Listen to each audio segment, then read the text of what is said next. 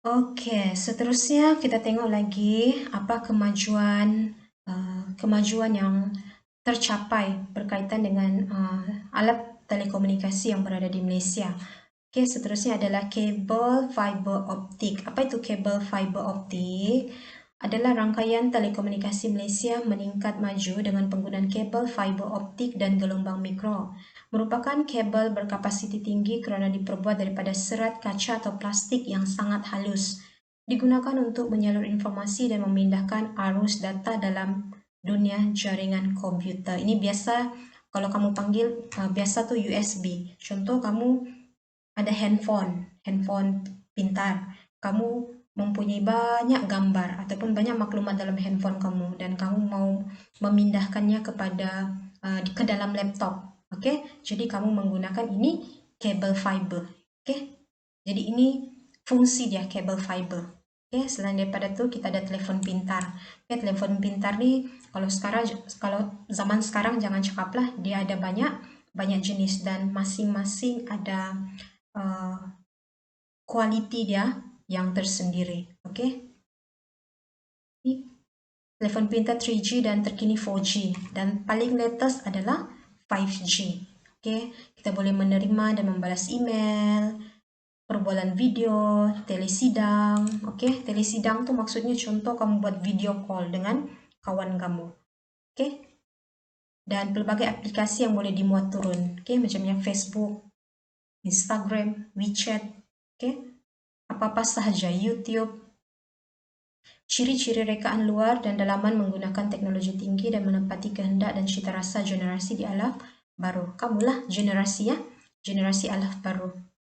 Oke, kemajuan seterusnya adalah kemajuan dari aspek syarikat telekomunikasi.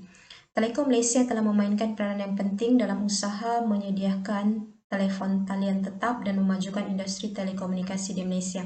Apa maksud telefon talian tetap di sini? Oke, dia merujuk kepada talian tetap ini biasa digunakan di rumah. Oke, di rumah ataupun di office yang menggunakan telepon yang tanpa yang ada wayar. Oke. Dan usaha ini dirancangkan oleh syarikat-syarikat telekomunikasi swasta. Kalau dulu TM, tapi sekarang banyak sudah syarikat-syarikat swasta. Cikgu bagi contoh syarikat swasta yang kamu guna SIM, Maxis, Celcom, Tiontok, oke? Jadi mereka itu adalah tergolong dalam syarikat-syarikat telekomunikasi. Tetapi TM ini dia di bawah kerajaan.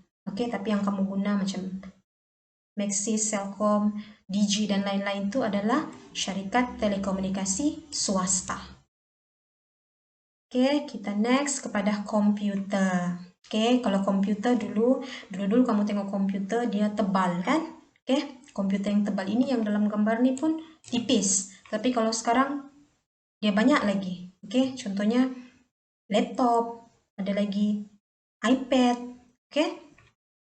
Alat telekomunikasi yang dilengkapi dengan perisian untuk kerja-kerja seperti mengubah, menyimpan, melindungi, memproses, memindah, melihat, dan mendapatkan maklumat tanpa mengira tempat dan waktu.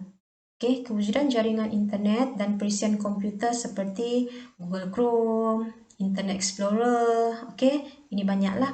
Kalau sekarang orang kemana-mana, orang jarang menggunakan komputer sebab komputer ni dia punya lebih besar kan, oke, dia punya capacity lebih besar untuk dibawa kemana-mana. Jadi untuk orang yang bekerja, oke, yang memerlukan pekerjaan daripada rumah, orang lebih berminat untuk menggunakan laptop, oke, sebab laptop sekarang mudah dibawa kemana-mana, oke, dia lebih fleksibel, lebih boleh dibawa kemana-mana, oke.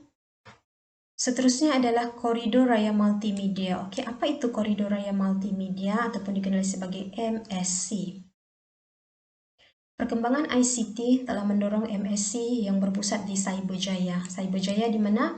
Di Semenanjung, Malaysia. MSC bertujuan menarik syarikat-syarikat berteknologi tinggi dengan menawarkan pengecualian cukai serta kemudahan-kemudahan lain untuk memajukan industri ICT tempatan. Jadi maksudnya di sini syarikat-syarikat swasta yang mau memajukan bidang-bidang telekomunikasi, bidang-bidang ICT ini berada di bawah naungan dorang, MSC. Oke, boleh ya? Dan last sekali adalah rangkaian jalur lebar berkelajuan tinggi. Oke, kita tengoklah apa maksud dia. Suruhanjaya Komunikasi dan Multimedia Malaysia SKMM bertanggung jawab untuk meluaskan jalur lebar ke serata pelosok negara. Inisiatif kerajaan untuk terus memperkasah capaian internet dan infrastruktur telekomunikasi di seluruh negara adalah seiring dengan hasrat merealisasikan sekurang-kurangnya 95% rakyat Malaysia mempunyai capaian kepada internet. Okey, tetapi kita sedia maklum macam kamu di kalabakan pun, di sekolah pun kadang-kadang kamu tidak dapat mencapai rangkaian jalur lebar itu dengan baik. Okey, tetapi ini adalah yang dijanjikan. Okey, inisiatif ini adalah cara.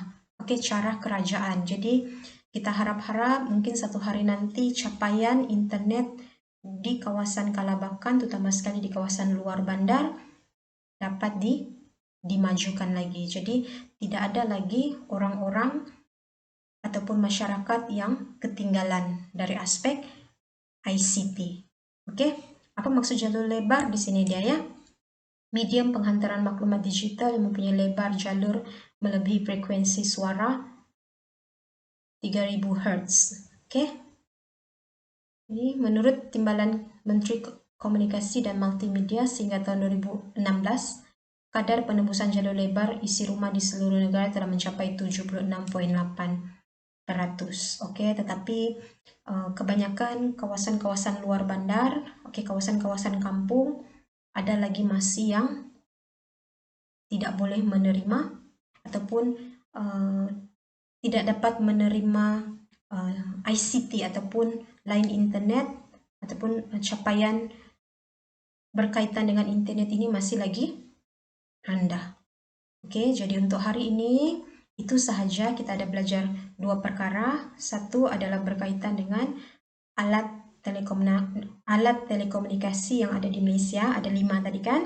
Okey, lepas tu kita belajar berkaitan ini. Okey, kemajuan alat telekomunikasi yang berada di Malaysia.